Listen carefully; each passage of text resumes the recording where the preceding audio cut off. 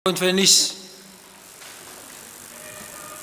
O tau fa conference e uafe on fulmani ma.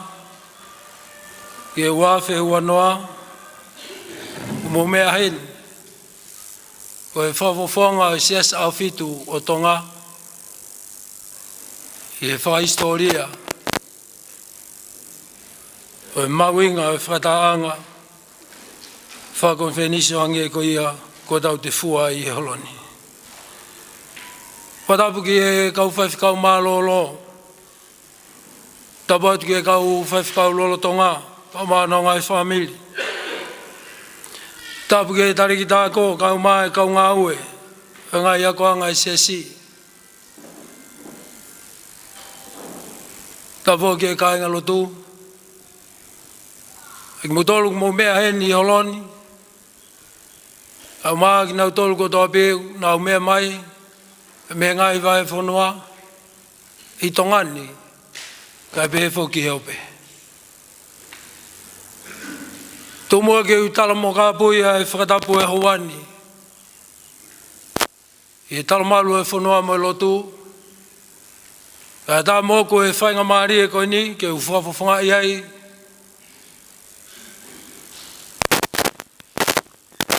Tadek Presteni. E au hona e whatongia a honi. Ne toa koloa pe me he wholwholapa ma ki tau tolu i he whakawa o e whakataanga konferenisi o e whiawhikueni. Ke tai le rei ko toa ki mau tolu. Whanau a ho iki. Au maa haa whaiwhikau. Au whawhawhonga konferenisi. E kāinga lotu, au mai ka huiwa eki o e whiawhikueni i e whakatahanga lotu maa nioni ko tau whia he whiawhikueni. Puke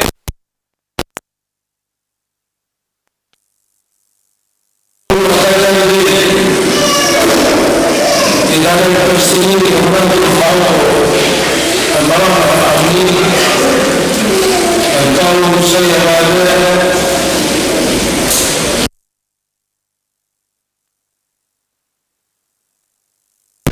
e kamata aki e whakataanga mahu inga mo whahistoria ko ia ko tau whia e whiawhikueni.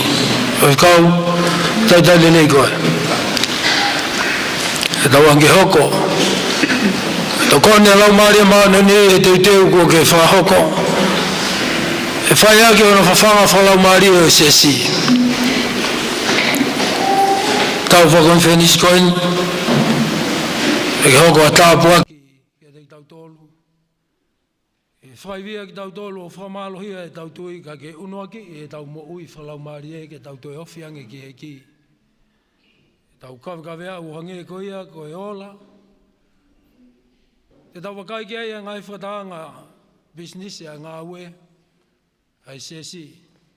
E hange ko e kawenga ko whai ono whotu i e tau whakonwhenisi ko e ko e ola sia ai utu tau. Kai ki ngata aiko ko loto whoki e taitale rei ai President for Ogo Whiri Vakaua Fanueli Mataele, kau maa monu ia, pepe ke whanau.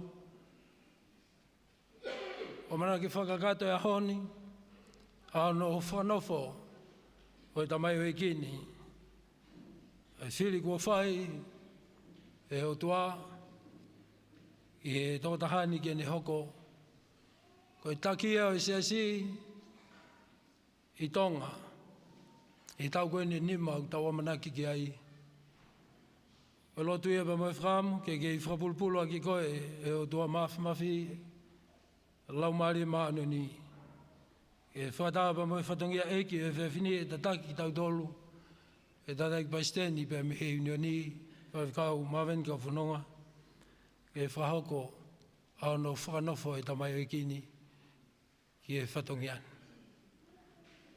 O maa ki mau tolu, mau kau whataha. E kau ngā alofaki o tau wakai he whiawhikueni. O tau angi hoko e honi. A mo e whatongia o tau heni ai. E whakawa e tau whakonwhenisi E ki tongani, kau mai o pē, o nau mea mai. taitale rei nau tolu, e polo kalama o e whiawhikoni. Ka tau konwhenisi whokoni o whetau aki holo i whakaukau. Ka tau konwhenisi hono whihai. O mau ngai mawanga tala, ma whamatala i kau tangata eiki. Ka tau konwhenisi hono uongo fulu maa whaini o i sesa o whitu o Tonga. Ka tau angi hanga iki o whaitapa kina ko toki tau tolu. Ka tuke langi a e o tua i whawhengai lotu pa mo hiwa au tau whia i e whiawhikoni. Amen.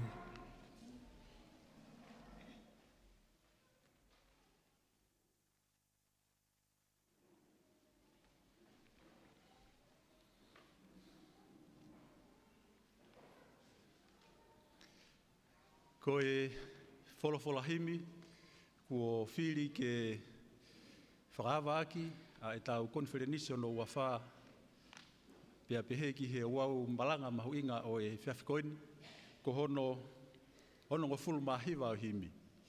Ono hiwa o himi, o kutau ke whakaapa-apai ai otua. Ka mauia, pa mou kātaki.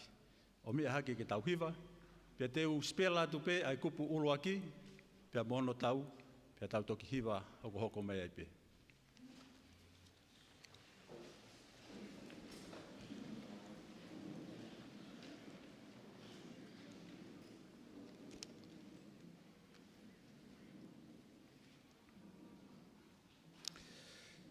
Tau moe o tua, ai whakaapa-apa, koe uhi, koe ngahi mea koe ne whai, ai tāpuaki i tae whaalaua, ai tuku hono alo ke hifo mai, tau whakamalo ia, ai ofa ai o tua, tuku ke whanongo a mamani kotoa, o hau ki he tamai i a kalaisi, whakamalo ia ene ofa lahi.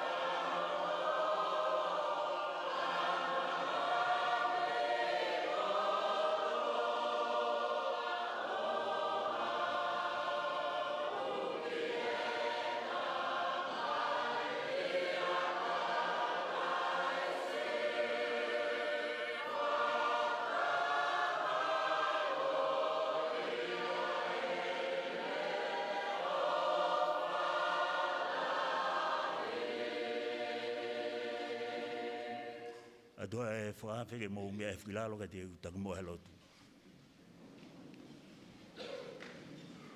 O tua mafi ko koko mau tamai whahewani a Fiona. Fakafeta'i e hoa koini e taula mahau ke whai, mau lave monua o mau kaua e lau he hoa koini. Mau haka he lango taupa mau pata i Latu, he koko e vuni valko lo Tongatapu. Mau Fakafeta'i e ki ho tataki, lave monua i ho mau haua tupo ono ka mai tahene kuini ka mahono whare. Ai tataki kuna whai ki ho mau pure angani. Koe mau lotu ia tamai ki hanga whamonu ia mo whakalolo e na mo ui ko hono tauhi ki mau tolu. I kai whakangalo i pare mea ka mai ka minista. Ko hi ko e ngā welahi unau fuesia he whanua ku mau iai. Mau ilo ko e nau tataki koe lava ke malua tongani me he COVID tahi wā. Ai whaingata au whehanga hangai mo e mamani he haoni. Mau ilo ko e poto ia ko e whoaki a milangi. Fakafeta'i e ki e tataki lava ke mau ausia e hoa koini. Ko hiko ma wa'u mai eni ki he konferenisi hono ua wha e siasi. Ko hiko hono tāpune e ngāu e me he wāwhi tahani maa au mai eni ki he wāwhi wanoa. Ko hina ke whiri ai hatangata ke ne tataki mai ho ngāu e. Nē kai whai e ha taimi whai ngofua. He ko hina iaha no ngahi pore. Kai Fakafeta'i ma wa'u mai ke hoa koini. Umau atua e whakamalo ke te koe. Ko hiko hik whanonga hanga we me he taun ke wāwhi uani ma. O ke whiria e tamai o i kongo whanueri ke ne tatake e mau ngāwe. Ka ke siwa e mau amanaki tamai ko ho whiri ko ho pani. Ke ne tatake e mau ngāwe he Missionary Tonga. Fakafeta'i ko lotu ia e hoani whaitape kina e kai ngā lotu. He kai lava ha mea ka pau he kai tēnā wala mai ke mau kauwhataha no fua ho ngāwe. Mau ilo neongo e tau e ni mau si itoa me ai. E makatuunga e lava mea he kauwhataha e kai ngalotu mo e kau whaiwhikau i hono whataki ho ngāwe. I o whotu ko hui ko tau ko tō e kūrana ki mai hangi lau maari e ke mau kaunga ma teu teu ke taritarea e a Fiona. Koe mau lotu ia tamai Fakafeta'i ho o whao mau lave monue pa mau kaua he lau. Hua koe lau maari e hifo mai o tataki ho siasi. Ka mai President lolo tonga ko hiko amanaki malanga amanaki whakahoko he hoa koeni. Lau maari e ke kakau ia te ia mo e pōpua ke hoa koeni ke whakalotoa ia ke mau tolu. Mau ilo mau moui ha taimi whaingataa. Kai Fakafeta'i ho o whata mai mau lave monuai. Koe mau lotu ia me mau whaamu ke hoko whakakaukau e hoa koeni. Ko ha tāpua whakaluku ai ke te mau tolu ia Klaisko aloka ku mau whaamu ui. Emeni.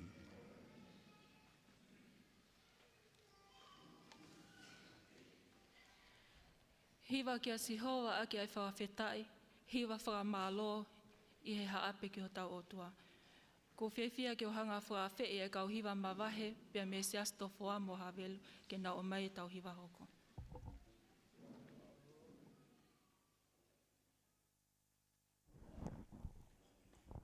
I he hoa ni o amanaki ki he hiwa whakatahataha, a to whoa.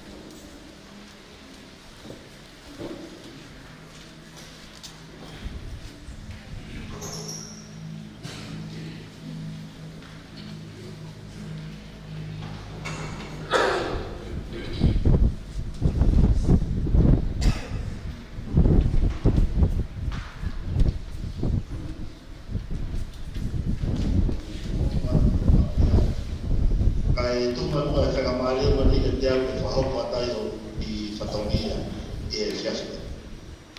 Ko whetuku peha whamaro ki he tui o langi I he taulomahao hanga whai ki no sia si o tawa o sia mai ai e tau whakonferisi wai.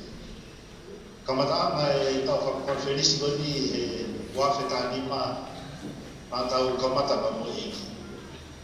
Kana tau hanga tuka ngahi tau mua ngāue ki he tau e ni mako ni pa tau whamaroro ki he eiti o ni hanga o mai e tau tonu o tau waesia ai whaosina e tau e ni mako ni. Ka kowe tuha whamaro ki he tangata I Palestine na ni hanga o tataki me tau ngāue I he tau e ni mako ni o tau si tua ki Whewhikau Saia Vaea. Whamaro lahe amito whewhikau he tataki whaafofana ki hana whai ki he ngāue I Tonga e taimwani na e Tongatapu ki taki. Ia ngahi taumua ngāue maaluma pito na e tupu atu ki a te koe ki hana whakahoko. Pena ki hana whakahoko whaafofa. Me e whakaamu ai kautaki ki he kau ngāue tautau te whito ki he taumua whewhikau ki whakamua ai ngāue, ai tefto ngāue wana e mai si sukaraisi o sia si e ngāua o whahoko. Ai e koe ngāue whaewa ngeti. O mana tu e kaimina ku kamata ngāue ai e kau whaiwhikau na marawhara ngeri o. Na I longa mo nau tōre na e toko ua me toko tolu kau whaiwhikau koe kau whaiwhikau whaewa ngeri o I he taimini. Koe taimini Mimi kotoa kau whewhikau, koe kau whewhikau whaewa ngeri o hana kāta. Mahara koe kua taha pepe to koua o peli wharea ni anau mara. Kau whaafoofa o bito o hana whakaata koe ngai tau ngā ue rea. Taha ngai tau mua o ilohi o bito ngā ue. Ai whaamu e totoki ngai marui a ngahi whare kotoa, mo ngahi apsiasi kotoa e Missionary. E a whawhewhia o bito ngā whae ngā ue koe ia, o toa te ngahi a whā, me ngahi a hao na tula, wāwe au pito hono mono moto mono toa lāngaki ngahi waki ko ia, kono hina, ko mui ke ngahi taumua ngā ue. Ke te au koe taumua, koe ngā ue o komataki uroto, aho ke te koe, ka pehe ki a laukau, ka koe whanau, ko mu whilaroa, ka mu tuangi e tūmari o Australia, ka mo mai ki Tonga. O tōni ngāwe, ke tau ngāwe I e tūnga ngā ingatata. Pamanoa te whenara o tūmu ki ngā whai, ke whatakia ke ngāwe ai Missionary e tau e nima koe kōmasi. Pea kua te whamanoa ki mōtoru, ma te talamanu e te koe e whewekau, e ni hoa me whanau, I hoko atu ngāwe ai o tua I he ni ngoe ana, ke hoko atu ana mea ngāue ki koe, ke hanga kua whainau pina koe I he ni ngāue ana. I aho o tāwaru e mahina panowe mai tau nina Vaea Conference Sesina o tau nina ni Trans-Pacific Union Mission.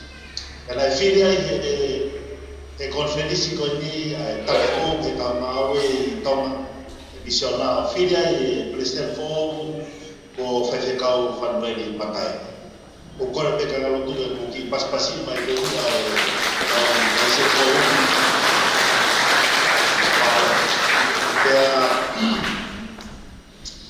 whewhekau maroa pito sekretari e whatamia. Pea whalala se si ke te koe he mahani ngau ke mau, na moe poto, na moe tukupā, o ki hanga whai ki he ngaue o tua, o hiri whakatu ka te koe e whatongia mamaha koe. Koe whatongia o taki he siasi o ikai wa whatongia o mamaha. Kau ia e whalala e siasi ke te koe te ke lama ke hanga o fua e whatongia. Ki pomono no pe o whihanga o atu ka te koe I te whini. Toi me tohi a eksoto sima he tāmaruma mo esi o kuata. Koe ako nā kini nā wange se te roa ki a Mosese taimina na whiri e kautaki e whanau este. E tohi a eksoto sima he tāmaruma mo esi o kuata. E o mai se te roa ki a Mosese koi Ulanga e tolu ki e kautaki. Uloaki, ko toa taha ki tome mana mahei ki otua. Ko noa, ko toa taha tui he moni. Ka hono tolu ko toa taha mi kai e mana. Kai ulunganga matua ki mauni ngā pito i ki e taki. Kai ki uloaki ko mana mahei ki otua. Tau pai tau tolu he tangata poto ko mana mahei ki otua, ko kamata ngai e poto. Ko lakanga taki, o fia mau poto whakautua ki he lakanga taki. Te au hau e poto whakautua ia me he mana mahei ki otua. O no wā e tui he moni, ta mai e whorofora sisu laisi e whokau whou. Ko ia, ko e hala, e a Moimoi, e a Moimoi. Ko e tui he moni, ko e tui, e a mo sisu laisi. Ko e tui e a sisu laisi, o whakatau he ne whorofora, ko e tui he ne whorofora. E hawi ko te tau whakatau, ko e o nau tui he whorofora a sisu laisi, o Moimoi ki ai, o te tū whakamaka tui he maka ko sisu laisi, me kei ki ai ha pea o ia. E mamu ni lau me hanga o sia ai te mo. Ona faosi a mana se de roga, o se e kautaki o isteri, ko atoa ta o wikai ni manu manu. Ko atoa ta o wikai ni hanga whamomua e koloa mamu ko. Rea whapaparangi o rili ni ai e manu manu ko ni e rea whatanga o tewe. Pride. Somebody that is not easily pride. Ko tō taha wika ki me tokanga ki ngahi koloa e mamu ni kau. Fia maari e pe, e koe haa pe whenga tāpaka e otua, ni hanga atu te koe, te mea ngau e pe tāpaka koe ke whakahoka kaki, au tō ngahi whakame. Pata talamonu ka te koe e whikau Fanueli, he ki a monuia, e whanau, ka mo e whatongia mamafa, hanga e otua ili ki mo maki kwa mawhua. Ke kau e otua mo tōpa mo e ngāwe, ke whamanuia o tua ngāue o hiri o tōku mawawha. E kongo ni whai aha ki Latu, whatapui o e tau pai se fōu. O kore peka whai whekau, nau tōku ulapa, e mūlapa mai ki mwani e tau ki takatakai pe whai whekau, mea whai aki hano Latu. Kore te whai whekau ke kataki o mea mai e tūna e whai kia e whawhau ke ki ai, kataki. O kore peka whai whekau e kataki mea peke wanga rotua e tak fōu ko hiri ke hana katake e tau ngāwe i sona tonga.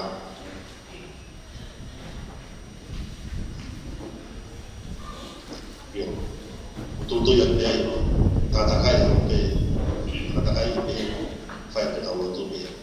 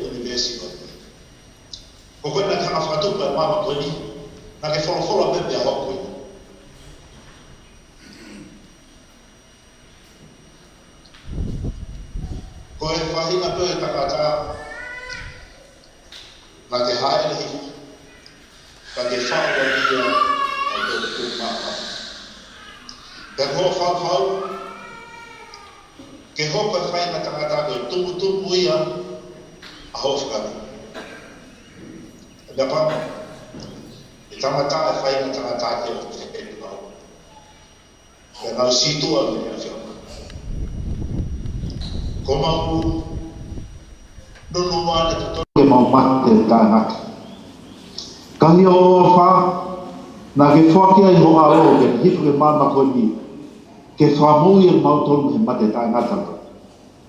Ka ke hanga o mai ke matola amanaki e malawa ke mau ke maua e mui tangata ka ke hanga o palani me he kamata. Ka koe misiona hono talaki e ofa ko ia ke he mama koni na ke hanga tupia ki o siasi. Ke hanga hi o siasi o talaki ai whaki ofa na e whai o alo e he mama koni ke lawa ke maua e whainga tangata ai mui tangata.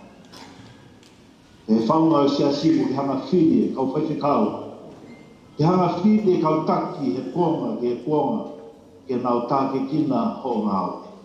Whamaro ta mai e tāpuaki nā ke whai ki he whaiwhekau so Saia Vaea, ta taki mai e ngā ue he tau e nima kua hiri. Ka kone po ki hanga whiri o tamau eiki ko whaiwhekau Fanueli Mataele, ke ne hoko atu ai ngā ue taki o Missionary. Pea i he ewhia whiri ta mai mau whakatahataha. Ke mahonga whakataha kui ho tamau eiki ta mai ho ngā ue. Pea mau meni tiko rita mai mau hiri ho mau nima ki ho nau maa. Ko e whakataipe, ai mau kore ki ho lau maare maneoni ke haere hi fo nofo ia ai ne moui. O whakawhonu ai ne moui aki aho o wha. Ke hape ai mea te hanga whai i he mama konita mai ke whakawhonga ia i he ofa ai awhiona. Mua ta maha lau maare i te hanga tāpe ki nangia ta mai pa mua pota whakalani. Whakamama ke mata mai ke malawa ke ne hanga ilo ai ne rei ka tata te whita ke ne ilo whina ngalo ke ange ki hono ni maa ha mārohi. Mono sino ha mārohi ta mai ke ne mui a ho whina ngalo. E ke lawai ta mai ke mau mui i hene tataki. Kai ke ngata peta mai e mau rifaki o mau ni mai no maa. Ko e whakatai pe haeri whala mari ke ne hanga no foia ni moui. Kau ne haa whakatai pe ta mai e mau tuku pā. I he whiawhi ko li ke mau pupui ho o taki whauku ki hanga whi. Kore ka maa lau maari e wo ngā taha ke ni hanga whawhau taha ki mau tolu kau ngā. Ke mau umou mataha, ke mau nimani mataha, ke mau ngau e whakataha ki hono whataki ai ngau e ai siasi e mo Tonga. Rotua whakamai te koe e kai ngā lotu whakatoa. Tukutamai ke mau poupoua ai taki ko ki hanga whiri mo mauto. O ai mai ki mautoro ha loto rerei, o me loto whia ngā aue, loto poupou, ke poupou i ai taki ko ni mai. O mau si apai ke mai e hoa manui e papehe ke ki whanau. Ko le halau maare ta mai ke hanga na fui e na moui. Tā wene nauto ta mai ha mua mui rerei, mua malo, mua kota whakalanga. Si tu ta whaki e ta mai oiki ta mai ke poupou ia, e mo ngā e mamafa o ki hanga hiri ko numa ke ne hanga fua. Tamai mau hapai hake tamai ki ni ki ho awhinima tō kumā pāwhi ke ne hanga to'o, ki hanga to'o ia tamai ke hanga mea ngāwe a kia tamai ke ne hanga hiki hake a ho koloria mo langi e hono tataki ki mautoru e ngāwe a Missionary Tonga. E ka pau e pehe tamai e mau whie maaria e wafu maanono Sisu Christ a ko mau whamui. Amen.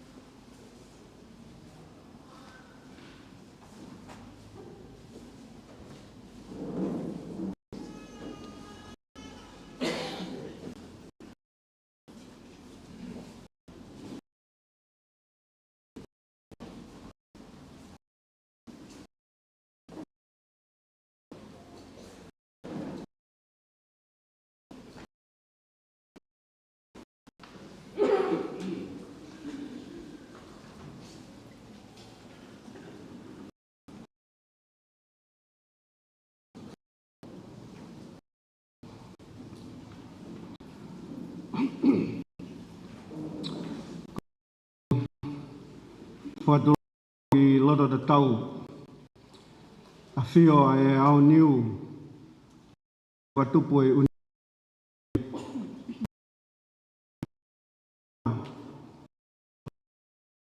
e hoa koe ni.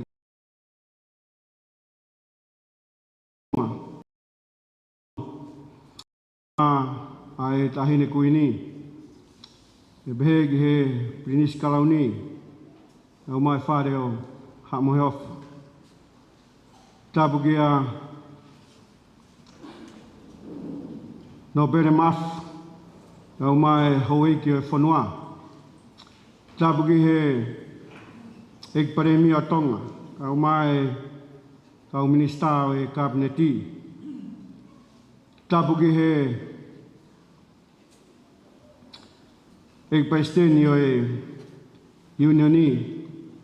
Fakafeta'i Maveni Kaufononga. Au mai Presidenti o e CSI. Fakafeta'i Saia Vaea. E muha loto. E muha taula eki. Tabadu ia amsia a. Au ma ha tau whanua. Au kore pe mua. Ke u hiri whatongia i he talaka kato e whanua pe mai loto. E tā mōko e whainga maari koe ni. E whai hatari, whawhawhonga e whamiri, i he ui mā olunga, o whai e o toa, mā e whamiri, tai loa, whamiri masiva, o whamiri mā olala koe. Maalunga ai uhi ko e whatongia ku whakautua.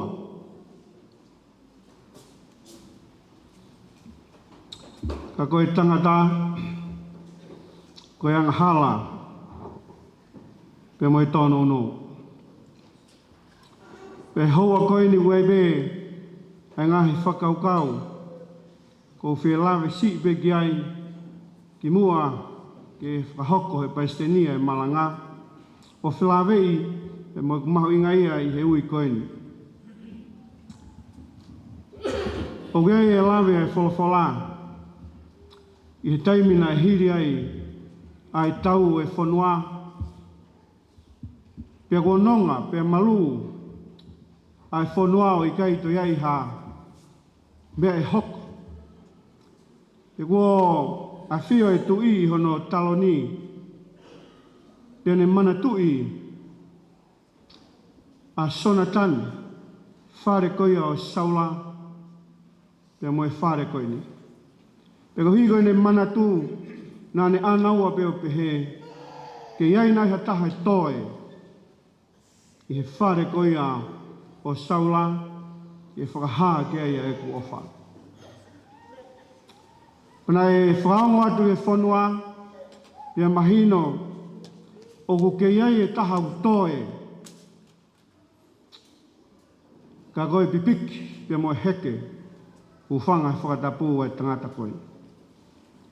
Pena e kumi atu o ilo o e tangata koe mifpo seti, ka wholawhola e tu i, ke omi e tangata koe ni ki hono palasi, ka koe taimina e aku atu ai, ai sewaniti koe ni, ai tui o ne ilo koe ai tangatani, e moe whia mao ai tui ke o mai, le whakaukau ai tangata koe ni koe teu ki hono tāma te i pe hono whakapong. Koe taha ia ne lea, nā ne whai aho koe ia, ko hai ai kuri mate ko au, ke tokanga mai ki ai tui. Koe ui o mak lunga, ka koe whehui e motu ani, ko hai au. Ko hai ai kuri mate koe ni. Ke tuku whalala mai ki ai tui o ngah tuk. Ko hi koe whatongia. Hono ua e whakaukau. Ai ui heo tua Moses, ke tua alu, o ome whanaua Isleri, e me ispit, tohi a Exodus vai hongo fulu. Peko daimna ne whaia e ui koen ke Moses e ne afe, ki a kau mata nai vela. Pe tudunia he o tua ke alo ome whanaua Isleri, E tahai ni ngahi rea mo sese na ne whai, i wahi hongo fulu tohi a kisoto sina ne pehe, ko hai au ki alu kia whelo. Tangata maolunga, wiai hono ngeia pa mhono mawhai, ka ko hai au ki alu kia whelo.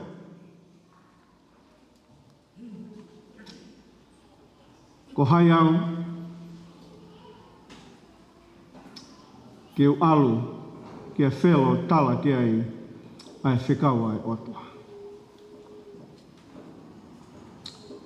Māri e koe tūtūni nei whai he otua alu he te uwhanonga mo koe. Koe a beo ku whai ai pore pore a houa koe ni. Ko iwi pe moe mawhia e otua o kune malawa noa ai tai malawa moe tai mausia moe tono unou ai motua koe ni e moe whamiri. Whao si e ui a i Saia wahi hono ono. Kene alu o whafafonga e otua. Koe tahai a lea nei whai e i Saia i hene tari koe ni. Oia we ko au koe tangata mala ia. Koe lo ngutu tai maa. I he loto tonga, oi ka kai lau ngutu tai maa. Ko he taimina ne wakai ai he ne visone, pe ne sio ki he mua taloni o tua, pe moe maoni oni, pe moe ngeia koe a i he mua taloni o tua, pe whakahoa ki he ne mo ui, koe mo ui o ui kai tau mo whiunga i he ngāwe. I hauani, oia oe, koe tangata, mala ia, lau ngutu tai maa, kau whia mea ngāwe aki e he otua. Koe tuku pā oe houa koe ni, koe moe whamiri,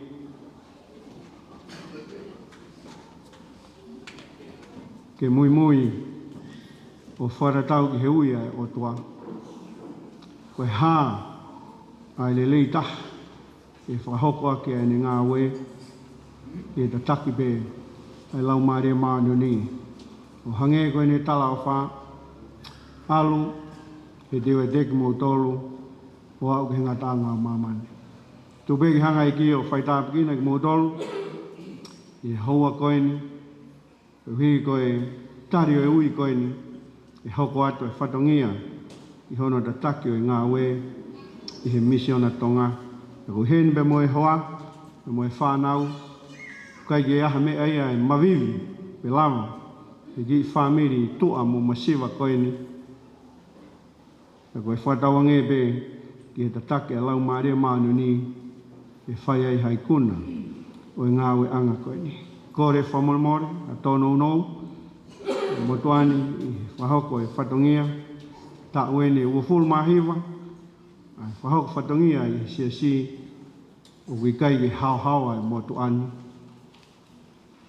A kuia i e kore whamolmore e ngahi tono unou e whai. Whaos, o malo ke tarai pa steni, o i si e moe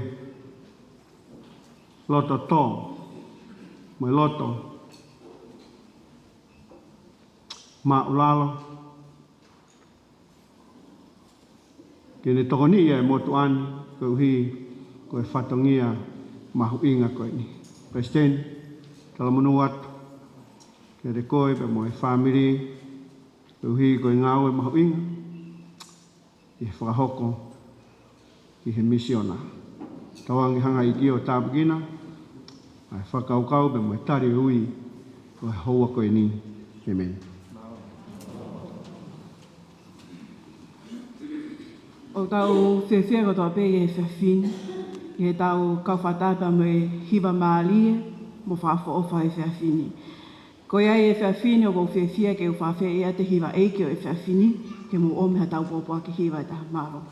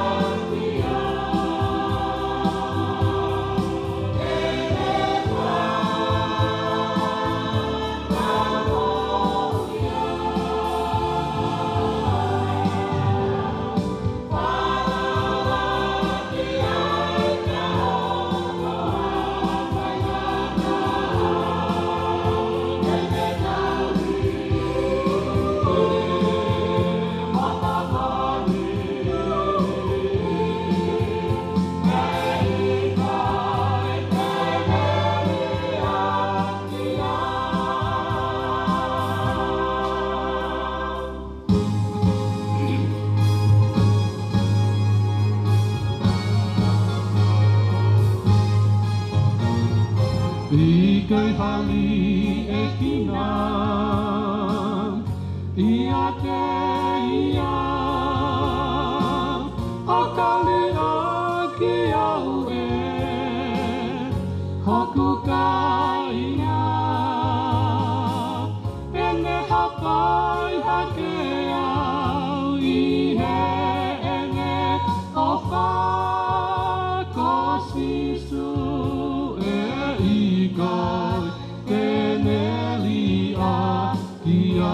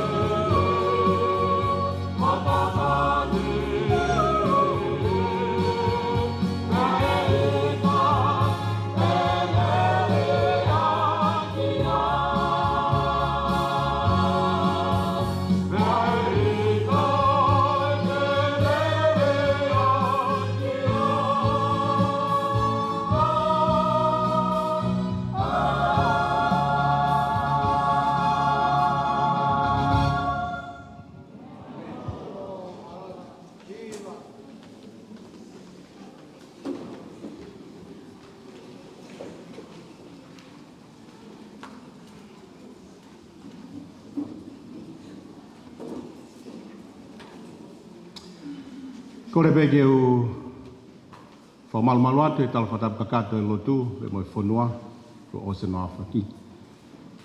Ka tā mō koe whakamari e koe ni ke u whakakato e whakari mahu inga u whakoloa o e o wau e moi katoa ngā whakahistoria ko tau kamatai i he whiawhini kono whakaawa e tau konferenisi kono ua fulu mawhaa i Missionary Tonga. Ko te motuku ai Fakafeta'i pe mo whamalo ki tu i langi. Ko ni tauhi, pe mo ni taula mahao. Tau whanonga mai pe moia he tau whakonferenisi koini. Pe tau wau sia ki he hoa, pe mo konferenisi koini o tau Fakafeta'i. O tuko e whamalo ki e te ia ko te taki ko ne whai. Mā ki tau tolu, o tau lawe ai. Tau wau sia lelei. Ai kamata anga o konferenisi o e wanoa. Ka pauni tau toi ki sio si ki mui. Ia i tau ngahi Kaufononga ko nau tō tau. I e whai waha taimi ko ni. Ka kotui ko tau wau mai ki aho ko ni, ta mo e konferenisi ko ni, ko tāpua ki e pa mo e whakoloa ki e tau tolu, tau Fakafeta'i ai ki he otua. Ki mua peke u hoko atu ki he ki whakaukau, ke tatakia ki tau tolu he whiaf koen. Ko loto pe mua ke tō pēa whaingamari e koe ni, ke whai pēa ki whamalo. Whawhunga e motuan kau mai ki whamiri. Ka motuku ai whamalo me Fakafeta'i ki otua, i he ne tataki, ka mo tokoni, ku tau lawe ai, ka pēke ki whamiri masiwa koini, whai mai ai whanonga tau kauwhata. Whamalo ki he South Pacific Division, te mo kautaki, ka hui ko e tataki pe mo mau whakamari o lawe ai motuani. Whamalo heni ki he tangatahi Palestine o Unioni, JPUM, a whaiwhikau, Maveni Kaufononga. Kau maa, ano kau ngā ofisa, te behebe ki he Unioni ono kutoa, whamalo atu koe uhi koe whakamari e ui ai e motuano ki whamiri o lere mai o tau kau ngā toho palau whata. I hene ngowe anga i he Missionary Tonga. Pea ku hounga au pito ki motuani kau maa ki whamiri. Ai whainga maari pe mo tāpuak. Me whakainasi mo whakakolo a ki maudolu. O tau e neono. E tau kau whata i he Missionary Tonga. Pako taha i e taim whawhiawhia. Pako ai whamalo lahi atu. Tanga rai Palestini. E mo talamonu ke whaitona e hoko atu no tataki. E tau ngāwe i o tau Unioni. Ko whitoa ai whangamaari e koni ki ai o ta whamalo ki he kau ngāwe hono kotoa. Ai Missionary Tonga. E kau whaiwhikau mo mo ngai whamiri. Kau mai kau whaiaku mo mo ngai whamiri. Whamalo atu i he poupou. Ka mo tūta whaaki. Tau kau ngā whanonga mai no whataki mai tau ngāwe. I he tau whakonferenis koeni, kau mai tau e taha, whakalahi ako tau e ono, e tau whanonga. Kono mō nina kai ke honge whaingata, ai whanonga anga, where mo whawhanonga hei pōre, tau tau whawheta'i. E nā tau pikirima whataha pē, te whawhau i he tatake lau maari o tua, tau ikunai, ai tau whakonferenis koeni. Pe kai ke ngātai, kau kai e whamalo lahi atu, me motuani kau mai ki whamiri, ki ngai poupou, o ngai tokoni ko toa pē. Kai ke ngalo e komiti lahi, ai misiona, te pepe ki he komiti ako, ai misiona, i he pe ki he komiti ai ako e kolis Beulah. Ki he ngahi poupou, mo e fuawhatongia, na tau whai mai he tau e nima koeni, ano whataki mai e ngāwe, i ngahi rewolo ke he kehi. Misiona. Kana i kai ho mou tuta whaake o poupou, ki motu a ware, mo ta iloa koeni, o tui, he kai ki au sia, ai whanonga anga o e tau whakonferenis koeni, pa kai e whamalo lahi ke moutou. Whamalo lahi ni ki he kaunga ngāwe koe he ofisi. Koe mauki i timi ofisi, tō lahi anga kakai whewhinei. Ia ki mautolu ka kai tangata. Pako e whamalo lahi ka mautolu ko tui koe taimi ko mou koha a ia i he fuaho tau whatongia. Ka koe tau e neono e tau ngāwe mai mo ki mautolu. Pako e whamalo lahi ka mautolu. Ko salute ka mautolu. Malo no whataki mo poupou mai. I hono whahoko mai e tau ngāwe i he taimi koe ni. Kua uia e ki whamiri ke tau kau whata i tongani. Koe ke whangalo, ngā kau ngā mea kutoa pē, kau mā whamiri, tau kau whata. Koe whanonga koe i he tau e ono koe ni nā tau kau mai ai. Koe tau tua he ahoni pia si tua sio ki ai, koe taimi nou nou. Ka kutui koe taimi loloa i he tau whanonga. Pea anga tataki ai o tua. Pea o ko wako e mea lahi me kumo tolu, pa ko whamalo lahi atu. O te hau me sias ke sias, ke he pē, urunganga, mo e whotunga, mo e whawhia ngainga, ai sias ke ke, tata, neongo tau ahawhit ko toa pē. Te lere atu ki wawau, ke he pēa wawau ia, hau i hapai, ke he pēa hapai, au ki eua, niua, o ku ke he pē. Ka koe mea pē, e mahu i ngā, he ku wakai. Neo mai tau keke, whitu tau hau pe me iai, tau mai ngahi kolo me ngai siasi tau kau ki ai, kana tau taha pe i e eiki ko sisu kalaisi, ko e aha whitu ki tau tolu. Amen? Kau tau whawheta'i ai ki he otua. Whamalo lahi atu. Mo ni e lau koe ai kau papalangi, e kai ngalot, kau mai kau ngāwe, we all did it together. Tau e ono ko ni, tau whataki pe tau kau whataha. Pikinima, pe tau kau whataha. Ko whamalo atu. ko ilo nei pe to lahi at mo tolu malo mo fa ho ha ia e re o mo tuani tai na fataki mai tau ngawe ala ke po pe mo ke to koni pe I fai mai e tau ngawe tau lava o whakakato ngawe ko ni o I kai ko ki tau tolu ka tau poto ko ka tau wiwi ka ko tataki pe mo malohi e lau maari mao ni o ni pau tau whawheta'i e ke si hoa o ko kore whamore more atu ka bane aha tono no me motuani ka mai family e tau e ono koe ni e tau whio mo tau ngawe mai mo whamore more iange ki mautolo pia o gai o whalahi atu ke mautolo e kaingalot ka whawafonga me ngahi whanua ke kehe o tongan o gai e whiwhia lahi pia kātak whamore more iange motuani ka pana ia ha tono no me kai te tuku haiwi ko le rei taha e na whenga ke whahoko aki ona taki e tau ngawe whataha mo tokoni lahi mo whilau mo whai pe ka pau ko ia ha mea ko lava koe ki tau lava na toha mea ko otua peta e me mo ni pe rea taha kāreri ko e kipe o koe ia e talamonu ki e tangatai Palestine fo o fa Kaufononga ka mamonu ia ka mo ki family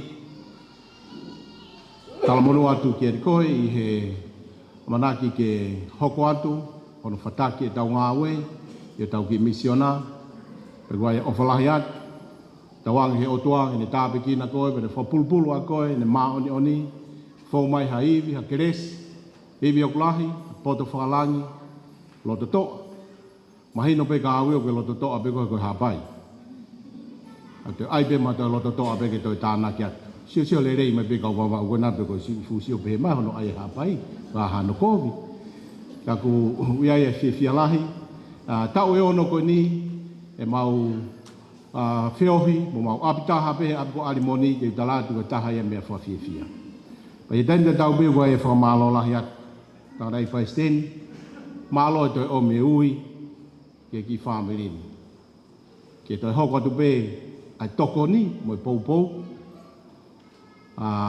nea o te kai ke whapapau I ka koutui pe ko mau pe whotutu a whituna ki potsias ke whotu ai pa mo i family I he tau e taha koe ni o hoko mai pe a koe e whamalo lahi atu koe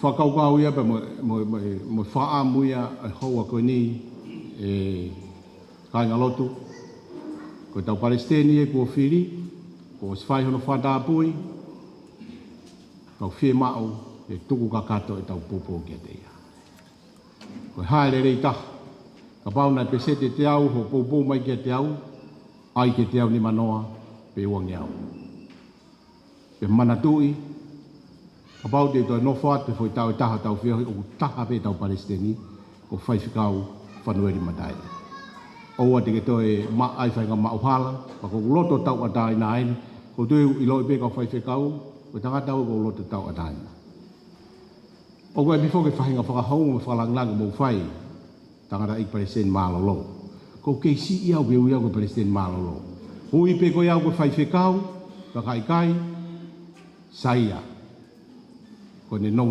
ia ka tau taha pe he ko manatu ke ki tala noa ko reka na wholau he waka ka ware pe upaha ke ai tau mo ke ko ongo tui ke nonga pe ia ka muimui e tui koe nau whepak e whatonga ia te toko taha pe e kia hai mea hoko ka koe mau tau ki mau tolu ka ke nofo noa ko whewhaha I ke kau ki ai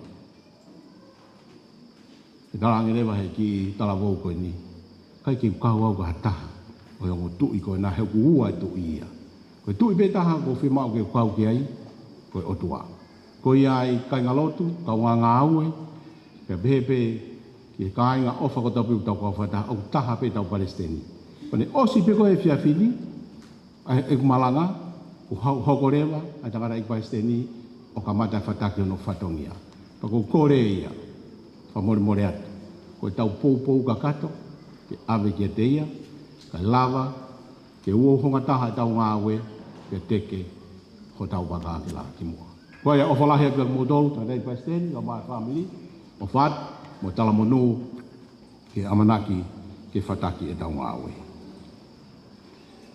Ko wakai he taimi, o totonu ke u lotu tuku, i he hawhi a hiwa. Ka ko kore pēha ki taimi, ke whakakatoa e whakaukau e hoa koini.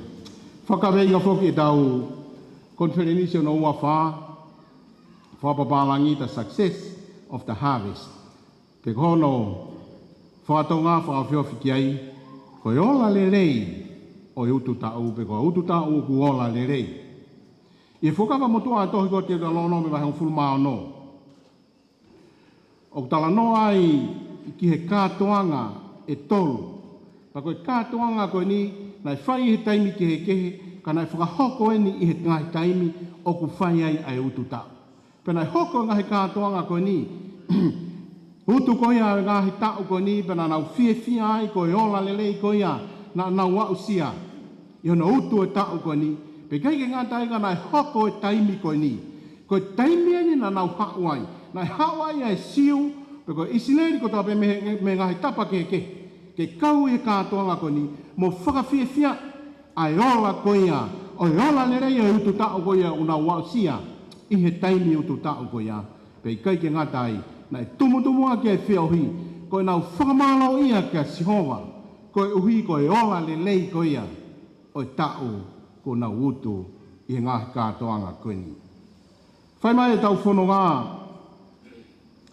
e kai ngalotu, i he tau koe ni, whakonferenis koe ni, ka kato, e tau whanonga ia mai e tau e nima koe ia, i tau ko si, me wawhetani maa ke tau ko si.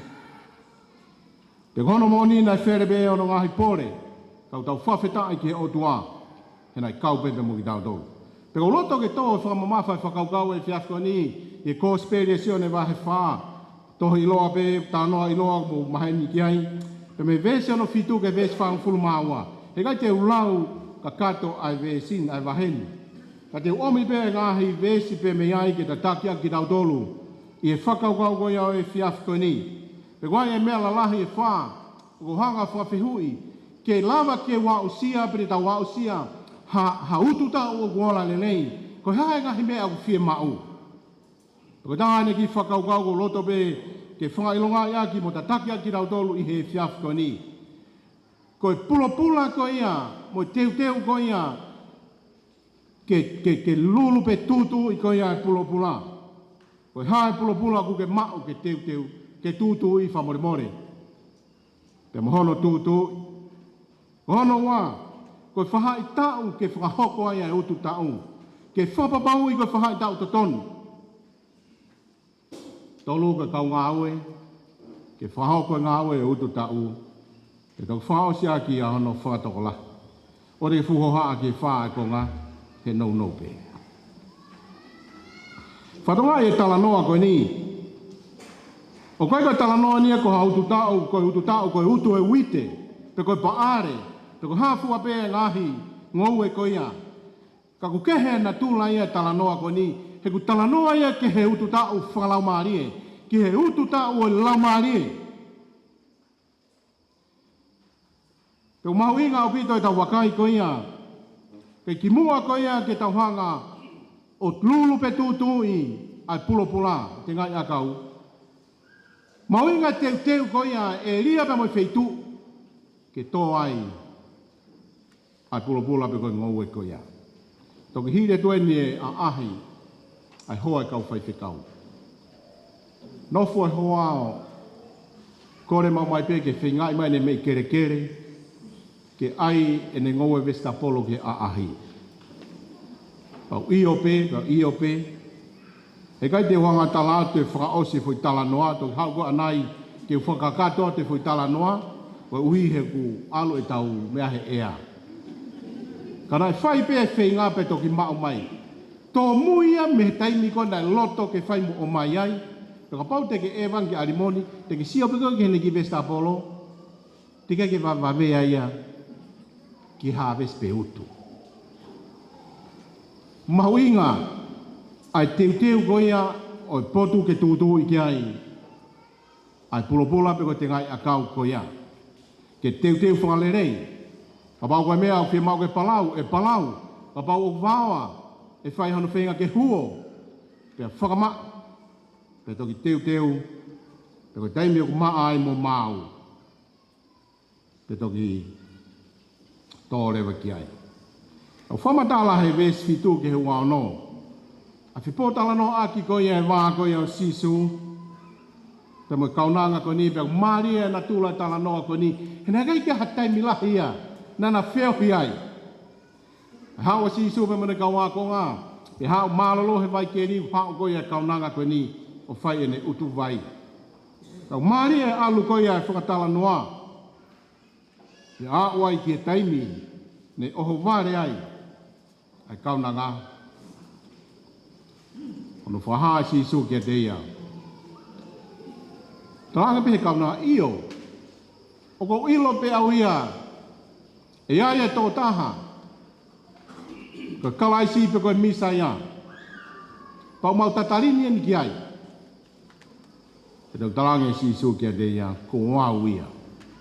Whatonga i taimina ilo ai e he whewhine e kaunanga. Ai tō taha koe ni. Na ia e ririu i hene mo ui. Ka koe talanoa na e whai e sisu. Na mā opo opo e ne whenga. E ne whawhetu tāki pe mo e kaunanga. O ilo tu unga na ia e ne mo ui. Ke toka maarie. Pe toki tōka ki ai.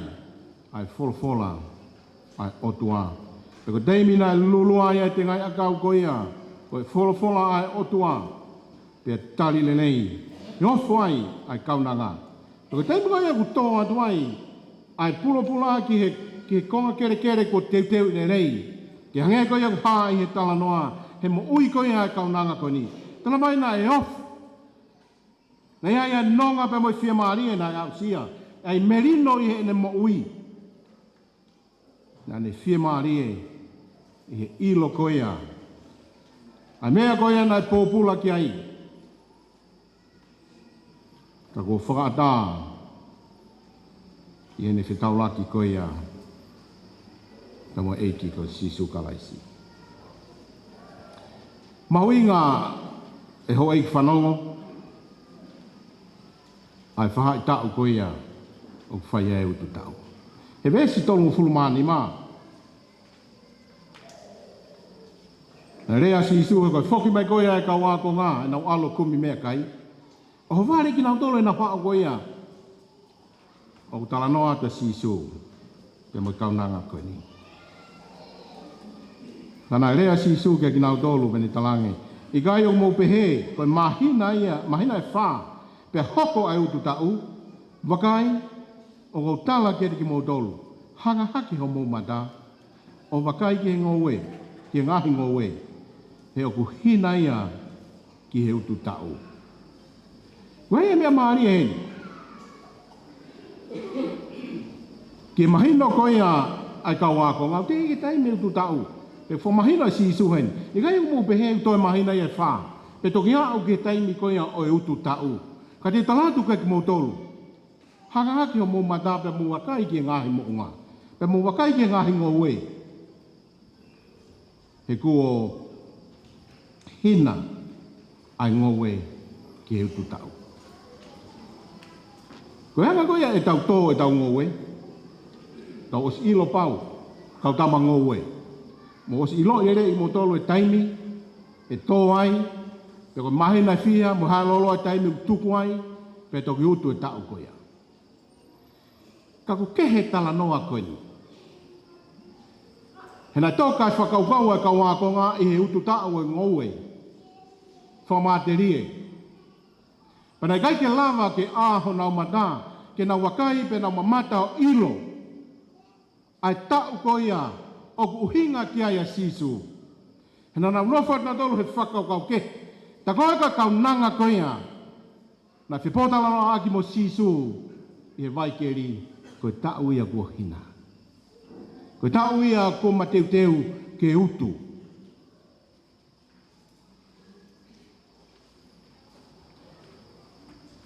Pe umahu inga au pito ke tau ilo, ai taimi mai whahai tau tutonu, ke utu ai, ai tau.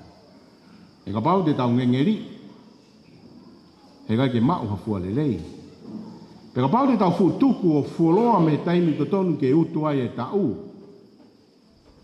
E mau ai fua o ngou e ko ia.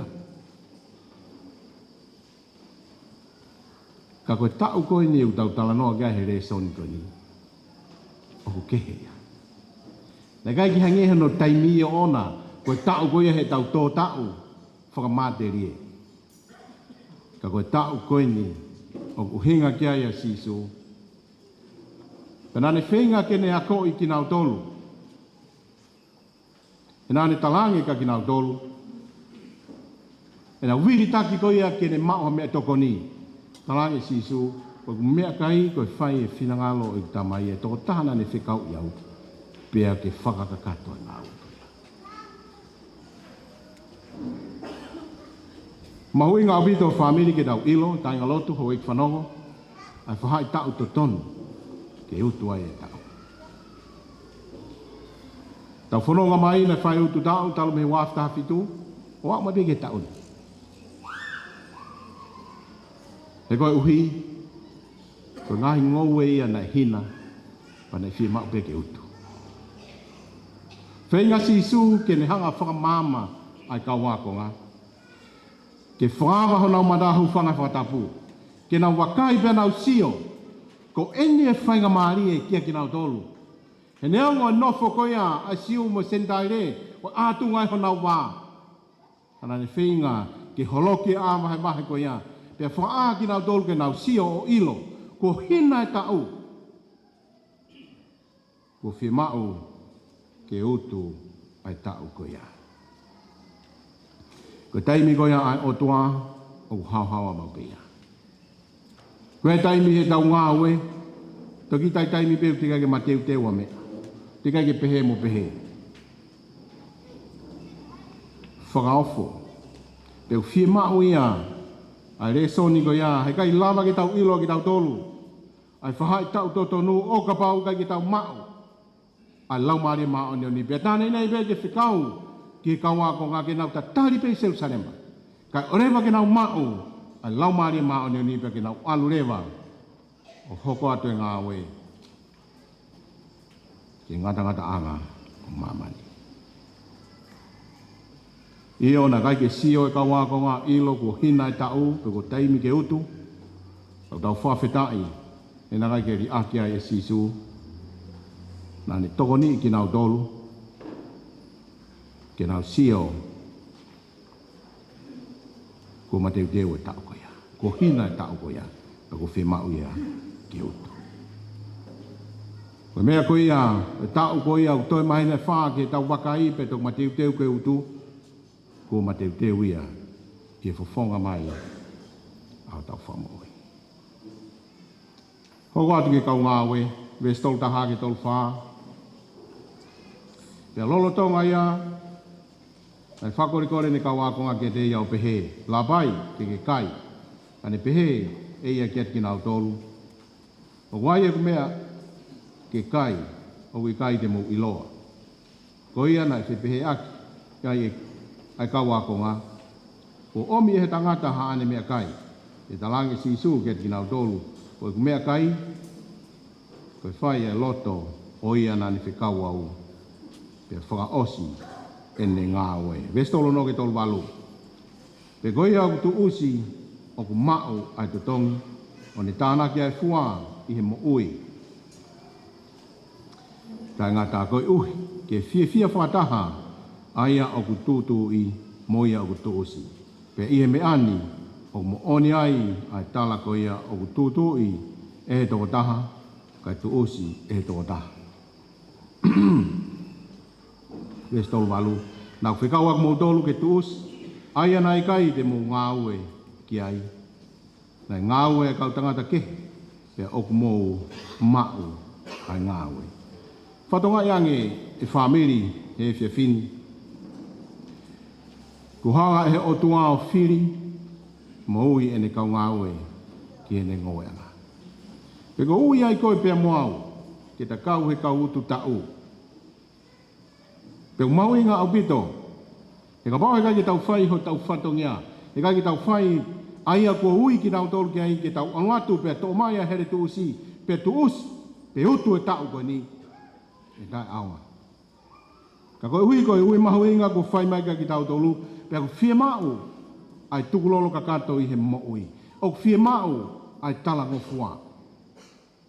Koe tō taha koe au haana koe ia, ai ngowe. Te hange koe tau kau alange mei tongani ki muri, o ngāu e ngai whāma, o koe ke te ati tau tu uni ki he toko taha ana e whāma. O ko te aluatu he aho ko toa pe ko māu mai ngāu e, pe koe tori e kārepi, pe koe tori e mori, pe koe hae fo i akau, o whia mau ke tori mo harvest, te mui ki ta taki, pe mo whahino hino, ai toko taha ko ona koe ia, ai ngowe. Pe ko hepe e whakau koe ni, e whamiri i he whewhini. Whia mau ia ke tau sio ki e tau, ko tau tari ko au, i o eiki ko ki mau tolu eni. Ko e kau utu tau, i he ngowe anga ai eiki. Pe ko mau koe talia ko tau whai, ko whia mau ke tau wako e re soni, me sisu. He nai fofonga sisu pe sio ki he kaunanga koe ni. Mo tuunga koe ia kui ai, na kai ke sio ia ki he tuunga o ene mo ui. Nai sio ia ki he kaunanga koe ni koe tau ia, kua hina, koe tau ia u whia mau ke utu. Pe koe uhi ko tau hoko koe kau utu tau. Pe whia mau ke tau sio, ta whoki hake pe tau wakai ki e ngahi ngowe. He kua hina, ka koe palapare maa. O tau kei sio pe ki tau tolu, me tau mata whakai tangata. Koe pōre ai whias koni, e whamiri, whia mau ke tau sio ki ngahi ngowe koia kohina, me he fofonga koia o kalaisi, kai koho fofonga pe koho mata. He te tau he ai ki tau tolu. Koe taimi koia, o tau sio ai kia ki tau tolu, whafou he fofonga ofa o kalaisi, he kai ki tau sio te tau ke tono unoa tō taha koia, he kai te tau sio da tolu, kia whainga ulunganga kune whai. Ka koe mea koe tau sio kia ai, koe toko taha koe ni, koe laumari e ni, koe tau e ni ko hina, pe ko whia ia ke tu usi. Nai hoko, ai kaunanga koe ni, koe whiwhine utu tau le rei. Nai tō sisu e te ngai akau le rei ki ane mo ui, pe liriwai pe ne tari, ai eiki ko sisu karaisi. Iu tāno kia vesi wa walu ke tolu noa.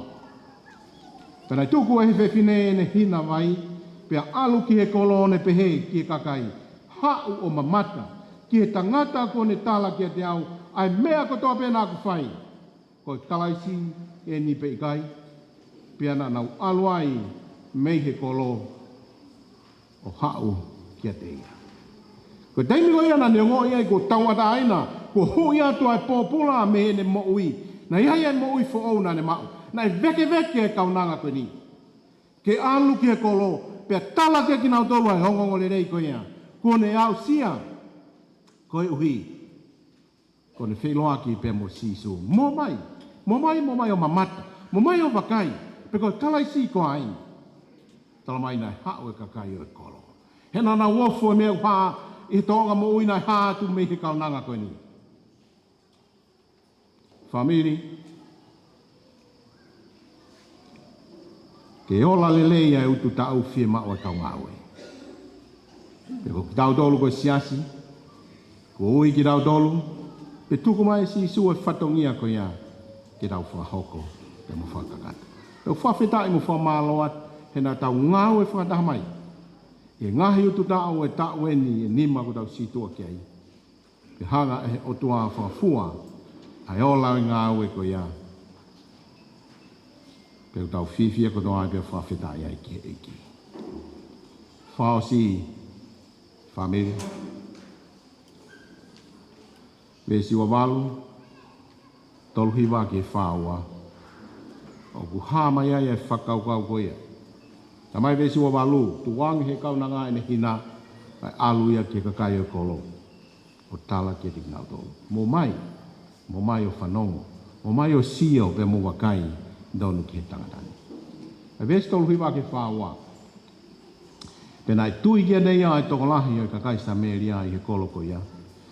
Ko mea i he rea ai whewhine, i he ene pehe, nā ne tala kia te au, ai mea kotoa pēna aku whai.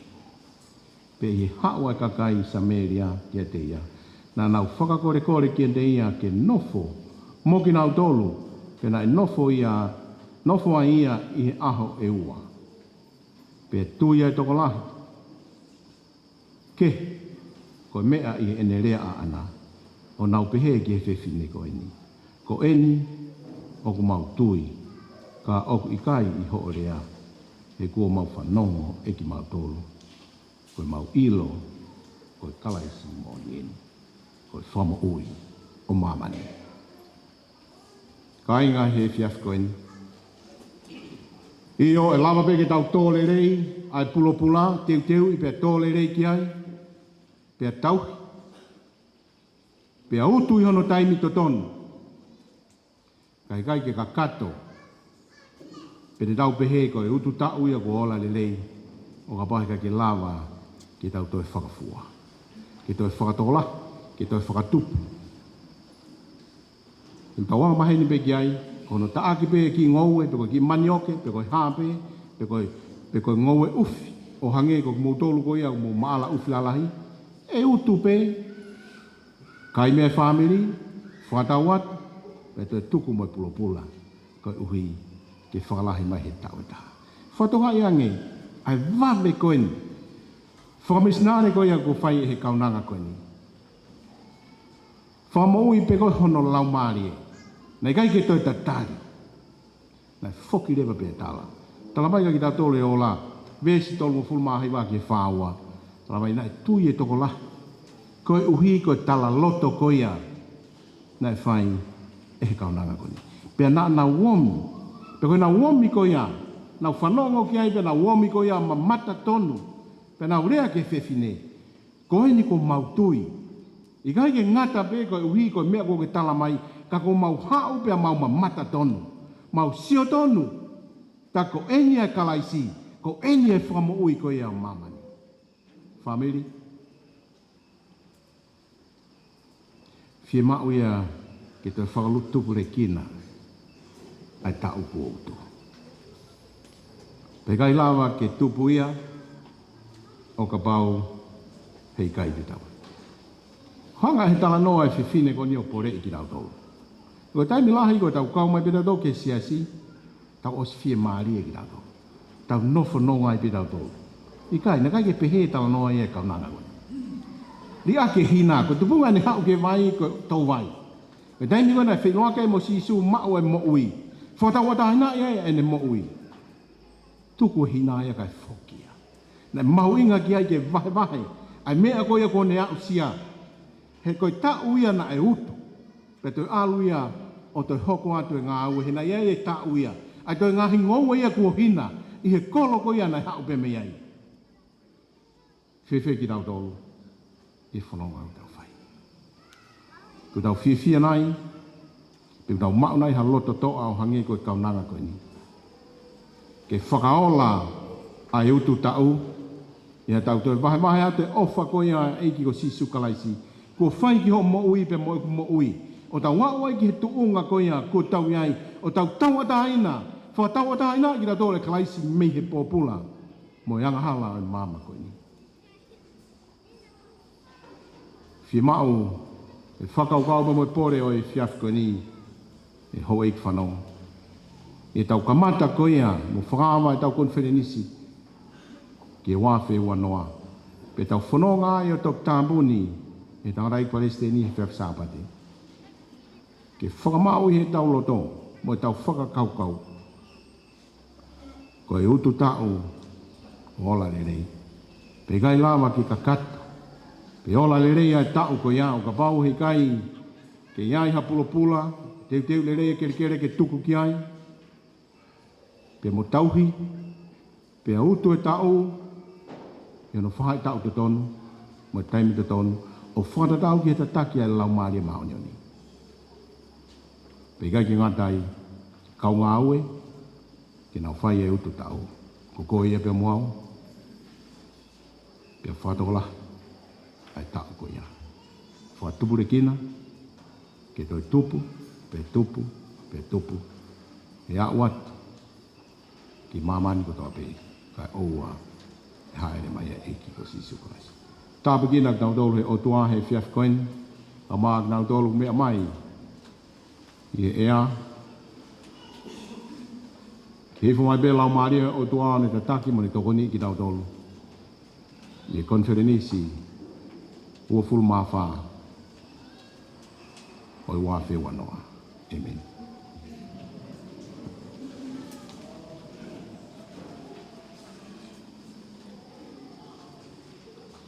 Te whawhai e pe kau hiwa maali e whiawhini, ke nau o mai e tau pupua ki hiwa whaosi.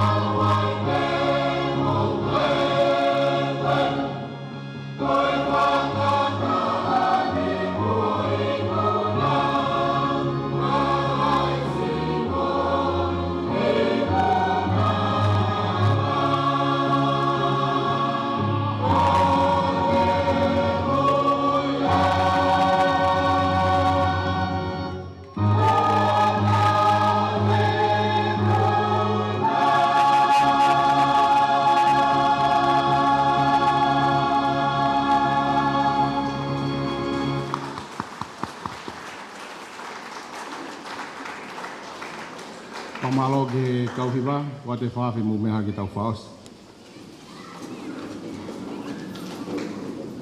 Tau lotu, te ko kire se tau eki ko sisu kalaisi, o whalahi au tua koe tamai, pe mo whio he lau maari maa oni oni, ho mou o wha, yeri mautoluni, maa wai beia, whatau te whito ke tanga rei Palestini, pe mo hoko atu, hono whataki a konferenisi ka oa pe wau ke ngata anga, ya ona hiri ka whaipeta ngata, amen.